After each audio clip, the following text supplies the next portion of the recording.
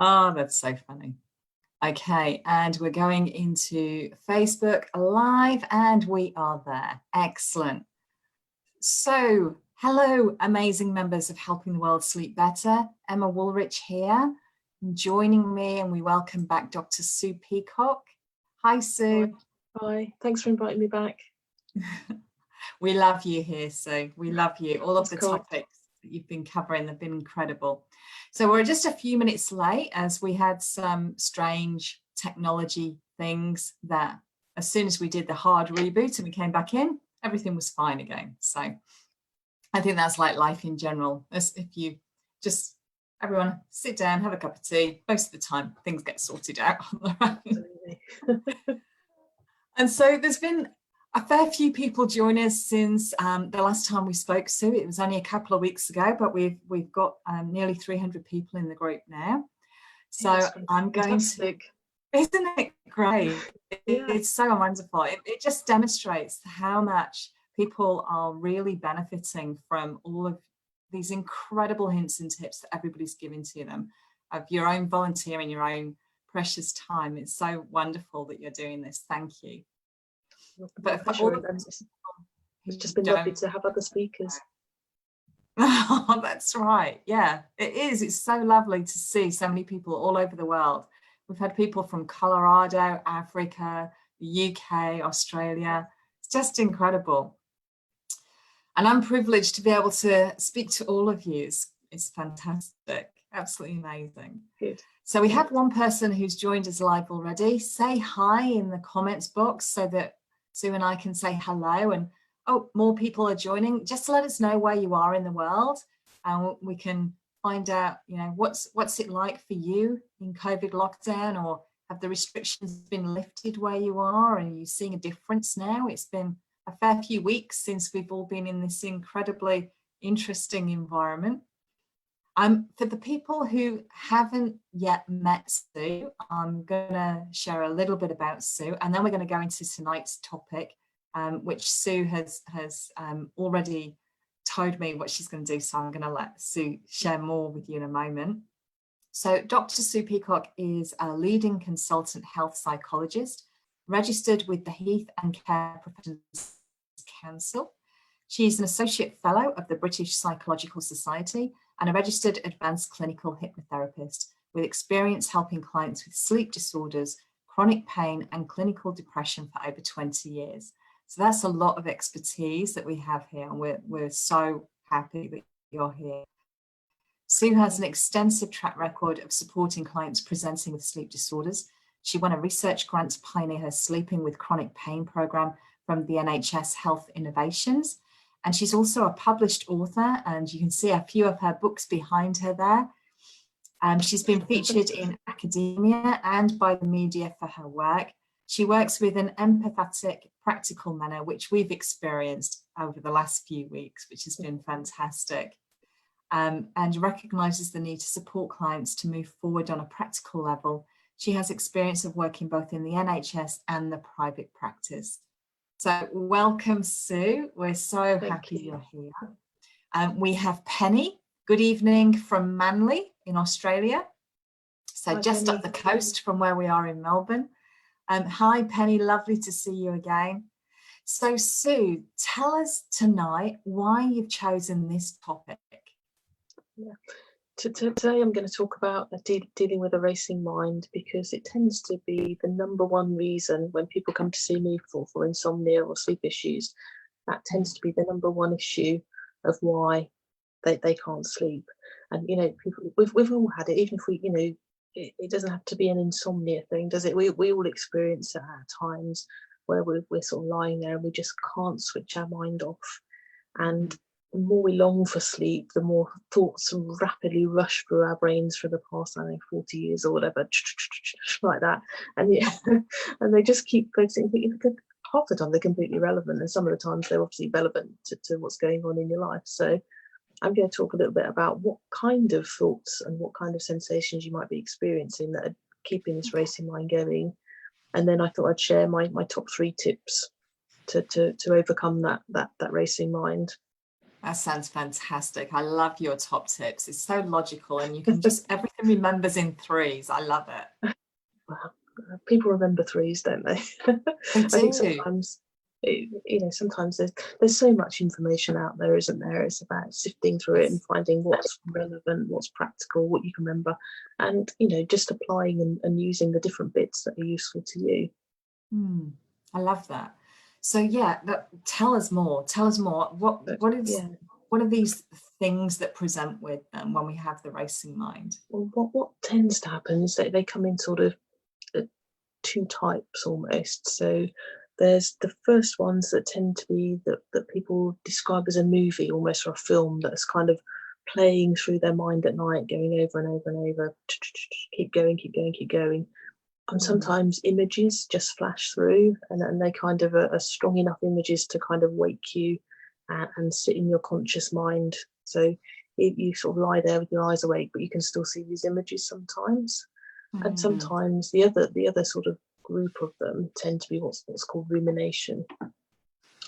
Rumination is just a posh word for kind of going over and over and over things. It's a bit like, I hope nobody's eating their tea when I give you this analogy.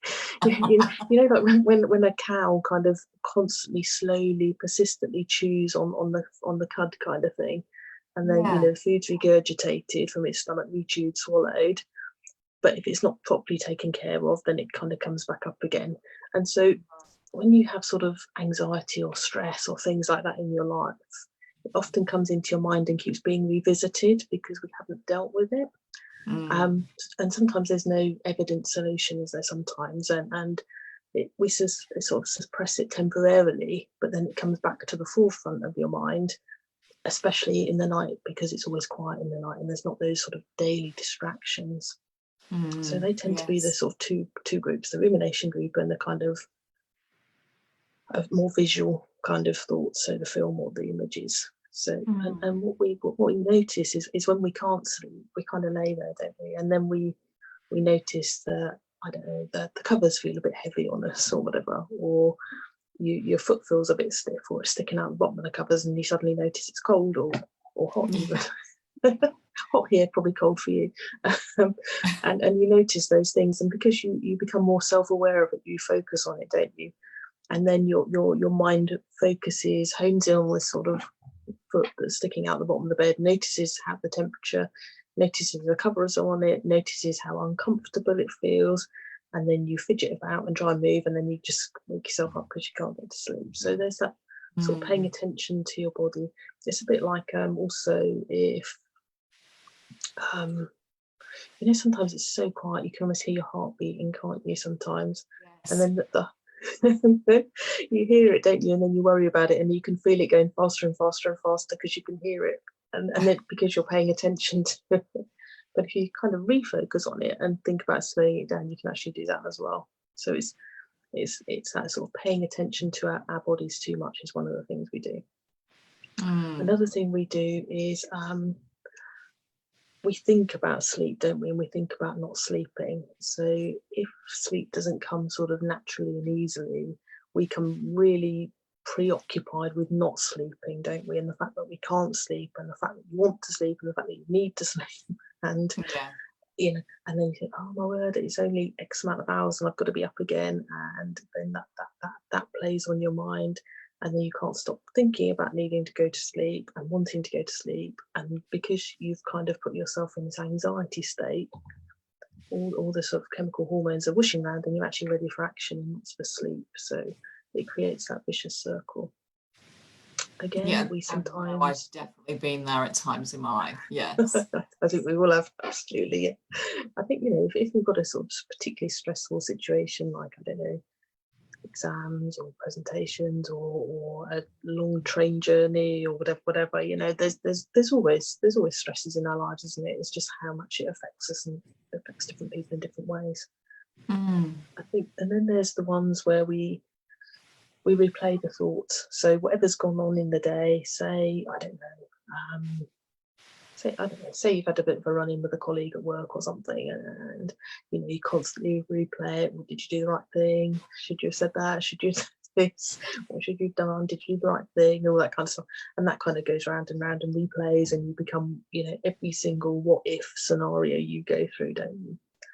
And then there's also the kind of the opposite to that is almost planning ahead, isn't it? So if you're really excited because you've got a fantastic holiday coming up, or you've got a big event, or you're watching a training program or something like that, it's really exciting, isn't it? And because you're so busy planning it and it's so exciting to you that you can't sleep because you're trying to plan it in every single detail, because obviously you want it to go right. And so you're thinking of what if, all those what if questions. What if it does this? What if it does that? And you kind of have this massive contingency plan that's almost on overload because you're constantly thinking about it the whole time. So there's those kind of things. And sometimes there's nice things to think about, isn't it? Sometimes you had a really nice day and you just think about the day. You say, I don't know, you've gone to the beach or something, and you've had a nice day with your family or whatever. Hopefully these are all nice future things we'll be able to do again in the not too distant future. So it's about, sometimes just those nice thoughts, and you can just drift off with those, can't you? But other times they replay and replay. Again, when we go to sleep when we go to bed and we lie there, it's all very quiet, isn't there? There's not really very many distractions.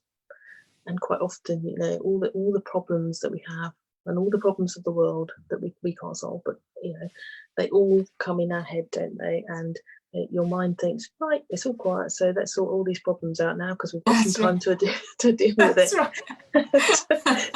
and you lie there, don't you, awake trying to come up with all these issues, all these answers to all the problems, not even your problems, probably the world's problems, and because they require sort of concentrated thought, don't they? And you need sort of concentrated thought to make a proper decision, don't you? So and quite often you're not really in that state because you're kind of a bit dozy-ish because you want to go to sleep, and you're not really in the fit state to make a really top decision. And then you realise that you can't think of a good decision, and then because you can't think of it, you become even more mentally and emotionally alert. So again, it becomes one of those dreadful vicious circles that you get stuck in. And that makes so much sense, like the hamster on the wheel sort of thing. Absolutely, yeah. They're always running at night, aren't they? They are, yes. Perhaps it's their problem-solving time, I don't know. And then the other one is when our mind kind of just buzzes, when all those different kind of thoughts that are really quite trivial and unimportant, but they actually cause us quite a great lot of frustration because what you're thinking about is completely unimportant, but it's really frustrating because it's keeping you awake. And those are the thoughts that are often most frustrating and feel that you haven't got that sense of control because they're so trivial, because they're so annoying, and because they keep popping in your head, and you're not particularly worried about anything as such, but you just feel that control's kind of slipping away for a good night's sleep. So that kind of keeps you awake because you get all frustrated, and then, as we've said before, frustration puts you in that fight-flight thing. You get anxious, and then you're ready for action and not for sleep. The other thing that we tend to do is when we hear noises in the night, you can be lying there, couldn't you? And all of a sudden you hear something and your heart goes, and you can feel yourself really ready for action. On alert, yeah. Absolutely. And then you can't get back to sleep. So there's those noises, isn't there? Because you kind of heard, I don't know, you think it's a burglar and it turns out it's just a cat or something ridiculous, really small and ridiculous. It's not a burglar. And then there's other things like if you've got your window slightly open, you sometimes hear the wind, particularly here in the UK at the minute. It's quite windy, sunny but windy, and you can hear the wind. And when you're lying in bed, you once you notice it, you keep noticing it, don't you? Because you've turned your attention to it. Or if you've got people outside chatting, it always seems so much louder than if they sort of stood outside your garden in the daytime. Yes. You don't really notice it. That's it, yeah. Whereas if you've got like a constant noise, it's sort of almost as though you can sort of attune to that and you can ignore it. But then if you've got something that's just like, it's not expected and suddenly it's there, and then like you say, your brain can't switch off from it. it kind of just tunes in. And then No. there's sort of, the sort of stress thing, if you're worried about a deadline or I'm laughing because this is me. If I have to get up really early and get a train somewhere or something, I'm always worried that I'm not going to sleep and I'm going to miss the train. So that's right. So you don't sleep so that you wake you up. don't sleep. And then you wake up kind of every hour, don't you, thinking, is it time to That's get right. Oh no, I'm going to not wake up. Yeah. So there's always those ones, isn't there? And then there's the other one about clock watching, isn't there? It's about, you keep looking at your clock, don't you? And you feel that you've laid there for eternity, but it's like, and you look at your clock and it's like 5 minutes, and that gets you really frustrated. And then you sort of do that preoccupation of time thing. It's only 3 hours till I've got to get up, kind of thing. And I'm like, what's going to happen if I can't get to sleep? That's right. I've only had an hour's sleep. Yeah. Yeah. So they're the kind of things that mostly keep us awake. Yes. They're what I think I've experienced all of those at some point. I think I have too. So what can we do then, Sue? Yeah, I think my top 3 tips would be put the data to bed, but I'll talk about that in a minute. I think it's about relaxation, hypnosis, meditation, that kind of thing, and thought stopping. So if we talk about putting the day to bed, that what I mean by that is thinking about before you go to bed, think about, so say early evening. So say if you go to bed about, I don't know, 10:30, that seems to be the time most people tell me they go to bed. So if you say about 8 o'clock, if you say put 20 minutes aside and sit somewhere quiet that you're not going to be disturbed, to get out a sort of notebook or your journal or whatever you like, and think about the day. Think about what's happened during the day. Think about how events have gone, how you feel about the kind of day that it's been, and put them to rest by writing them down. Because if they're written down, you don't have to keep remembering them. Because when they're in your head, they just keep running round and round. Whereas if they're down on paper, and they're there for tomorrow, for the next day, for as long as you want them to be there, aren't they? Also, write yourself a to-do list, because they're always the things that we think of in the middle of the night. And then you think about it, don't you? And once it's kind of caught in your conscious, you can't get it out because you need to keep remembering it. So you keep talking, it keeps going round and round. So do that. Think about what your plans for tomorrow. What is there anything that you're a little bit worried about? Is there anything you can do about those kind of things, your concerns or anything? And again, write them down. Think about, have you got any plans for the rest of the week? Have you, I don't know, I was going to say put like a hairdresser's appointment, only because I'm looking forward to mine, but that's not till July, and that's only if we come out of lockdown. But so things like that. So if you've got things to say, you put in appointments, but you haven't put them in your diary. Think about them, put them in your diary, put them in your journal. If make it a regular thing, because habits are always good, aren't they? Once you get into a habit of writing it down, it gets a little bit easier. That 20 minutes should help you feel much more in control, because you've written down all the things that were possibly going to go on in your mind. And I think just before you go to bed, remember and remind yourself that it's all in control. It's all written down. You know what you're going to do. I'd also say keep that journal or a notebook or a bit of paper or something on your bedside table or whatever, because then if you think about things just as you get into bed, you can just jot them down, and you have to think about them anymore. Equally, if you wake up in the middle of the night, just jot them down. Whether you can read them or not in the morning, or it doesn't matter. But it doesn't matter because you've got it out of your head. So that's the fine thing. I think the second thing is thinking about sort of relaxation, self-hypnosis, meditation, and finding one that works for you. I think it's important to remember that we can't command our brains to stop thinking about stuff, because the more we try and do that, the worse it gets, doesn't it? And we think about it even more. It's like that thing, isn't it? They say, don't think about a pink elephant, and then all you can see is a pink elephant thing. So what you can do is you can kind of trick it into focusing on something else, like shifting your attention from your mental thoughts to more physical things. So there's a really good 2-minute meditation. So meditation doesn't have to be like 3 hours in the lotus position or anything like that. That people think, well, no, I can't do that. So what I'll do is I'll paste this later in the links. But basically, what you do is you kind of first you lie there, you look around, notice where you are, that kind of stuff. I mean, you don't have to do this for bed. You can do this in the day just to refocus. Close your eyes, notice what sounds are around you. So it could be your partner snoring. It could be the neighbours outside. It could be somebody's dog barking. It could be that I don't know, there's a mosquito in your room and you can hear it buzzing or whatever. That's really annoying, isn't it? But those kind of things. So tune into the sounds that you can hear.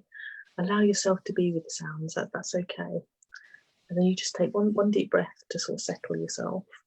And then you follow the breath from the moment that the air touches your nostrils as you inhale. From the moment that the air touches your, fills up your chest and goes into your belly, and then it leaves as you exhale, and notice that the air feels warmer or colder, whether it goes in or out, kind of stuff. And then if you just repeat that 5 times, and then it kind of refocuses and takes that attention away from your thoughts. Again, with everything like this, it takes a bit of practice, but that's quite a good one that most people can do pretty quickly. Because I do, you probably do too. Lots of people say, well, I can't do relaxation, I can't do this because it takes too long and I don't have all that time and all that kind of thing. So I think if you start simple with something small and relatively easy like that, you can always build on it as you grow in confidence, as you enjoy it more because you can do it better and you can see the effect on it, and you're more likely to explore different forms. I think that's a fantastic point to really emphasize, isn't it, Sue, that once you've told yourself you've got the confidence and you've achieved something, it gets out of that cycle and suddenly you go, actually I did that and now I can do more of that. I know, it's so brilliant. I love it when my clients come back and tell me that. It's so great. We did it. And then my last step is probably my favourite one. I've talked about this before, but it's so brilliant. I'll tell you again. It's when you have those. It's when you have those trivial thoughts, and it's about thought stopping, and it's literally just closing your eyes and saying the word "the" really slowly, very calmly, every couple of seconds. You don't have to say it out loud, just sort of mouth it. And if you can, try and do it for 5 minutes. Most people can't do it for that long. And I think it's so good because it stops the thoughts. It works as a distraction. It's completely meaningless. It has no emotional effect at all. And it stops those other thoughts getting in the way. And like the little meditation-y thing, it's easy to do. Nearly everybody that I suggest this to comes back and tells me, it's great, I love it, I can do it. So it's amazing. They're my top tips. So simple. Penny said she loves this. This is the journaling. She'd done the written tasks in the morning, but was feeling like she had to wake up earlier to accommodate the time. So now she's going to do it before bed. So that's great. Well done, Penny. No, that's good. Let us know how you get on. Let us know, Penny, how you go. And the journaling, I love the whole energy transfer of it's not in my head anymore, but it's written down, so I don't need to worry about it anymore. I just think that's such an important thing. And even children can do this, can't they? Like, oh, I'm worried or whatever, and they can sit there and say that. Yeah, it's great, and it works.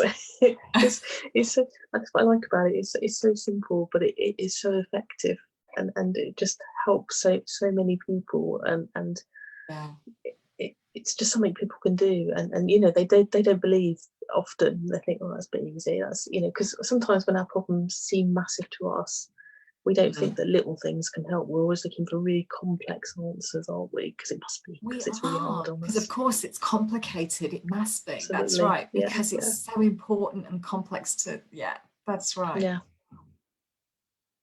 Jane says journal dumping is her favourite thing to get rid of stuff from her busy head. I think so. I think that one of the good things about journaling is once you put it down, we're never very kind to ourselves, are we? We're always kinder to our best friends. So if we've got this stuff down, we could say, so what did I say to my best friend? Yes. Because we're always so much nicer to our friends than we are to our personal selves. Absolutely, absolutely. And to the journaling, Kelly said she loves journaling as well. So the one thing that I would love to add, if I may, Sue, because I'm a massive journaler. I have journals for all sorts of things, creative ideas, things I need to do, all sorts of things. I always write myself a message at the very front of the journal about what I'm going to write in the book. And for me, my dream journal, because I have dreams as well, and I everyone who's watching us, Penny, Jane, Kelly, and Sue, I'd love your thoughts on this. I feel as though when I write in the book, I'm almost writing myself and you know, a note to say, remember to come back and read this from a place of love and compassion. Absolutely. So, and it's about giving yourself permission to do it, isn't it? Yeah, that's right. Because we sort of forget to do that for ourselves, don't we? We forget to tell ourselves that we're okay. No matter what's going on in our life, we're okay. Absolutely. No, I think it's a fantastic idea. There we go then. So everybody, right at the front of your journal as well, remember to tell yourself that you're more than okay. You're awesome. Absolutely. Everyone is awesome. So it's been 25 minutes. It goes so quickly. I know, it goes so quickly. So let's have we got any more comments? A footprint in time, Kelly says. Oh, that's such a beautiful statement. That's really nice. That's really thoughtful, isn't it? Yeah, a footprint in time. That's beautiful. So Sue, thank you so much for joining us again. You're welcome. Thank you. And obviously, if anybody wants to reach out to Sue, she's going to pop some of her favorite things below this post. And obviously, she shared some of the links to her books that she'd got from last time. I think it was A Pain in the Mind last time. I can see another couple of books behind you. So if you've got anything specific around calming an anxious mind that you want to share with people, please post that below and send us any links that you know, you think would be useful around this. Penny said she tends to be super hard on what she's written and that it's not good enough. And then she's put an upside down smiley face. We do that, don't we? Even if we know nobody else is going to read it. That's right. Oh my goodness. Yeah, we're always nicer to our friends than we are to ourselves. That's right. It's absolutely right. And Jane says she has a Gabby Bernstein journal, which has got lots of positive comments through it. That's beautiful. That's really nice. Yeah. Kelly says thank you. Thank you, Sue. Thank you for joining us. Yes, thank you for joining us all live. And for everybody who has been watching this or will be watching this in the future, please pop below #replay. And if you've got any questions or thoughts or comments about any of the tips that Sue shared with us, either on journaling or on I love that,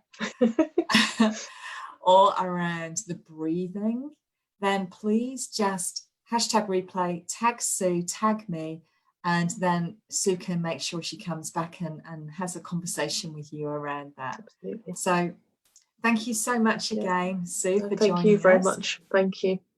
And the next time we see each other, it will be June. My gosh. It's going rapidly, isn't it? It's going rapidly.